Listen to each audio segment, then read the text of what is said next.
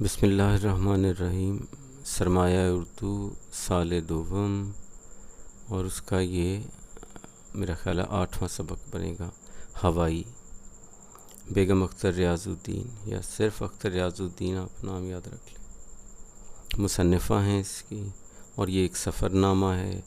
ہوائی امریکہ کی ایک ریاست ہے، تو اور یہ جو پس منظر میں نقشہ دکھائی دے رہا ہے یہ شاید 8 جزیرے ہیں، ٹھیک ہے، اور یہ سارے جزیرے مل کے یہ کل ہوائی ہے، اگرچہ ان میں سب سے بڑے جزیرے کا نام بھی ہوائی، یعنی اس کا جو مرکز ہے، جو تخت رہا ہے کسی وقت میں، تو یہ سب کے سب مل کے، اور ان میں ظاہر ہے وہ ہوائی جزیرہ جو ہے وہ اسی پہ گئی ہیں اس سفر نامے میں۔ سب سے پہلے سبق کا خلاصہ، یہ جو پس منظر میں اس کا ہونولولو، یہ جو ایئرپورٹ ہے جہاں یہ پہنچی ہوں گی بیگم اختر ریاض الدین، تو مصنفہ جیسی سفر کی دلدادہ کا رنگ ہوائی کے طویل ہوائی سفر سے پیشتر ہی زرد تھا، کیونکہ ٹوکیو سے ہونولولو تک اوپر خدا اور نیچے بحر الکاہل ہوتا ہے۔ معمول کے سمندری طوفان کے چھاج میں جہاز گیہوں کی طرح اچھلنے لگتا ہے۔ ان کے میاں 3 مہینے پہلے ہوائی پہنچ چکے تھے، اس لیے 7 سمندر پار جانا کچھ دشوار بھی نہ تھا۔ چھوٹی بیٹی کے ہمراہ کراچی سے کلکتہ پہنچے، جو موصوفہ کی جائے پیدائش بھی ہے۔ غالب کی کلکتہ کے لیے ہائے ہائے اب تاریخ کا حصہ ہے، چنانچہ فوراً ہانگ کانگ روانہ ہو گئیں، جہاں 2 دن شیخ صاحبان کے ہاں مہمان رہے۔ بالآخر جلال تو پڑھ کر جاپان ایئر لائنز میں سوار ہوئے۔ سفر ریشم کی طرح سر کرتے کٹ گیا۔ رات 10:30 بجے جہاز ہونولولو ایئرپورٹ پر اترا۔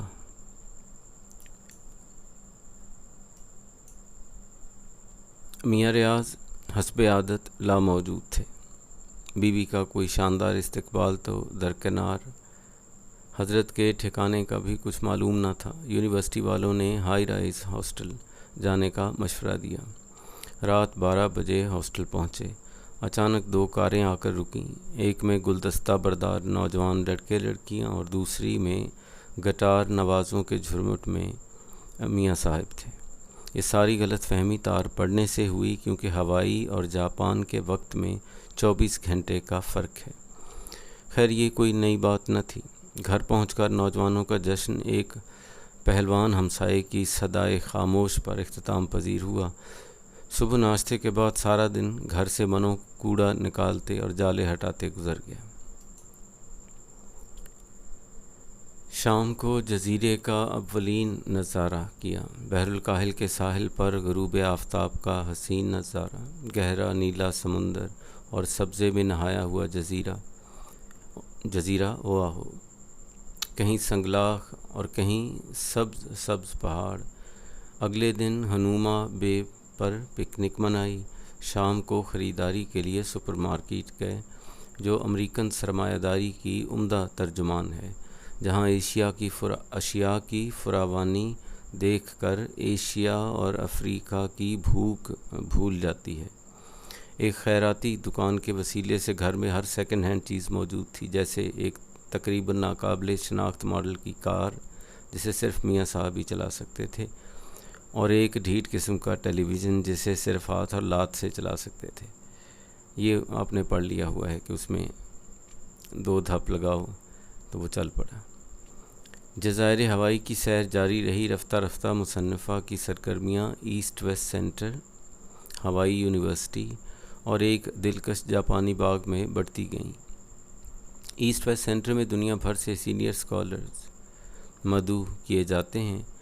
سرکاری وظیفے پر یہاں رہ کر تحقیق و تالیف کا موقع فراہم کیا جاتا ہے۔ مختلف علوم اور موضوعات پر تقریبات ہوتی رہتی ہیں۔ بین الاقوامی تشنگان علم کا معاشرتی تنوع بذات خود ایک تعلیمی اثاثہ ہے، یعنی اس سے آپ بہت کچھ سیکھ سکتے ہیں، اور تصویروں میں بھی ایسا ہی معاملہ ہے۔ یہ اوپر والی تصویر جو ہے یہ ایسٹ ویسٹ سینٹر کا ایک حصہ ہے، اور نیچے والی وہ جاپانی باغ کا جو معاملہ ہے۔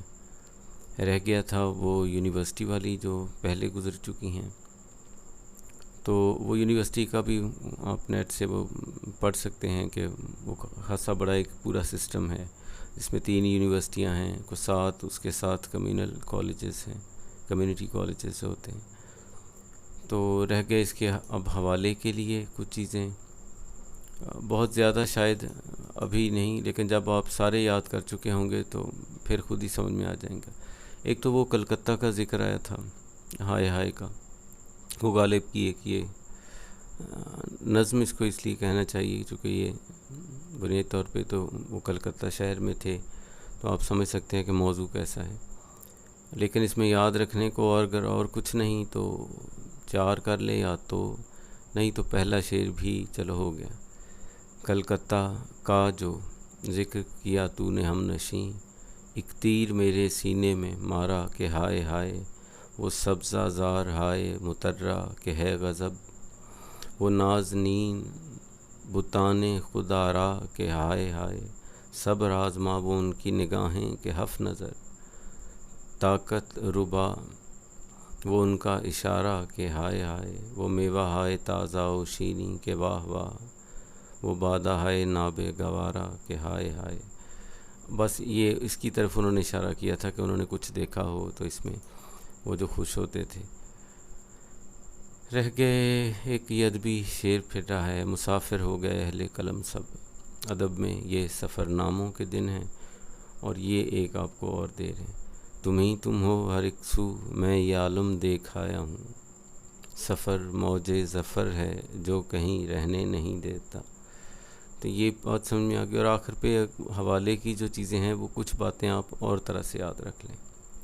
ایک تو یہ کہ یہ واحد امریکی ریاست ہے جو بر اعظم شمالی امریکہ جو ہے، جس میں امریکہ یونائٹڈ اسٹیٹس آف امریکہ ملک واقع ہے، تو یہ اس بر اعظم سے باہر ہے.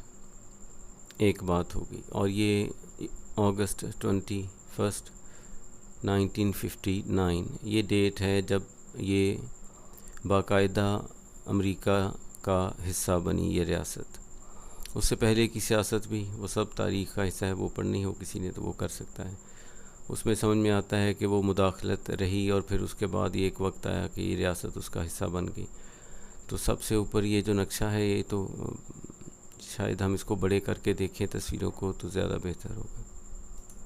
پہلے تو یہ نقشہ ہو گیا کہ وہ جزیرہ ہیں اور ان کے نام ہمیں وہ اوپر اپنا نظر آ رہا ہے کہ کس جزیرے کی بات ہو رہی ہے. یہ ریاست ہوائی کا جھنڈا ہے اور ظاہر ہے اوپر ساتھ امریکہ کا جھنڈا بھی اس میں شامل. اور ایک تصویر یہ تھی، یہ کوئی اسٹیچو وہاں لگا ہوا، اور شاید یہ چونکہ جب یہ کسی وقت میں تو ایک ملک تھا الگ سے اور یہاں بادشاہ تھے، اور یہ ظاہر ہے 59 سے 1959 سے پہلے کی بات ہے. تو وہ جو بھی تحریک چلی یا یہ وہ لوگ ہوں گے یقیناً جو امریکی مطلب اس میں یا ان کا ساتھ دینے والے لوگوں میں سے، تو وہ ایک ہیرو بالآخر ہیرو ہی بننا تھا نا جی، وہ جو ان کا ساتھ دینے والے تھے. یہ پینٹنگ اس سے سمجھنا سمجھانے میں بھی نہیں، لیکن یہ کہ اس سے پہلے یہ لوگ کیسے تھے، یہاں کی ثقافت، مقامی ثقافت کیا تھی، اور ایک اس میں وہ نئے سے لوگ کچھ دکھائے گئے ہیں. بس یہ ایسے ہی کہ کیسے ایک جگہ پہ پہنچے یہ جو امریکن تھے اور وہ کس طرح کی سویلائزیشن اس سے پہلے تھی. یہ ان کی آخری ملکہ تھی جب یہ ملک ایک آزاد ملک تھا ریاست بننے سے پہلے.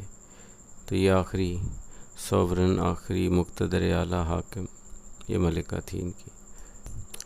یہ یہاں کے ساحل جن کے تذکرے انہوں نے کیے ہیں، اور یہ آپ سمجھ سکتے ہیں کہ وہ جو رنگ ہیں وہ کتنے حیران کن سے یہاں ہیں. یہ دوسری جنگ عظیم میں بالکل آخری مرحلے پر جاپان نے پرل ہاربر پر حملہ کیا تھا جو اسی جزیرے کا حصہ ہے. تو یہاں پہ جاپانیوں نے حملہ کیا، پھر اس کے نتیجے میں امریکہ اور جاپان کی ٹھن گئی، اور نتیجتاً یہ ہوا کہ 2 ایٹم بم جو ہیں وہ جاپان پہ گرائے گئے. تو یہ پرل ہاربر پہ حملے کی ایک تصویر ہے.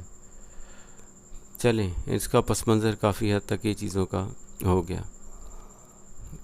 آپ یعنی تھوڑی بہت تاریخ کی ضرورت اس پہ پڑے گی اس کی تشریح کرتے ہیں، چونکہ وہ جگہ کا ایسا تعلق، باقی تو ادارے ہیں تو ان پہ تشریح والوں میں کو بات مزید کر لی جائے گی. آج کے لیے اتنا ہی کافی ہے. السلام علیکم ورحمۃ اللہ وبرکاتہ.